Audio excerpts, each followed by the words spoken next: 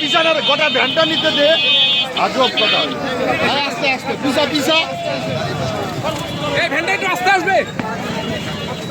আস্তে আস্তে আস্তে আস্তে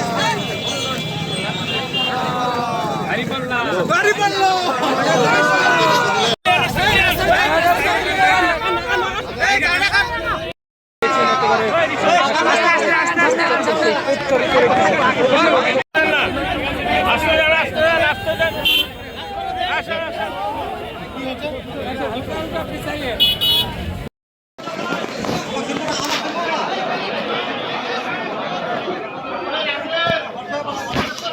ঠাকুরগাঁও এক আসনে যাবার মনোনীত যেই এমপি প্রার্থী রয়েছেন মোহাম্মদ দেলোয়ার হোসেন, তিনি ইতোমধ্যেই যে রিটার্নিং কর্মকর্তা কার্যালয় রয়েছেন সেখানে তিনি দলবল নিয়ে উপস্থিত হয়েছেন এবং কিছুক্ষণের মধ্যেই তিনি তার মনোনয়ন দাখিল করবেন।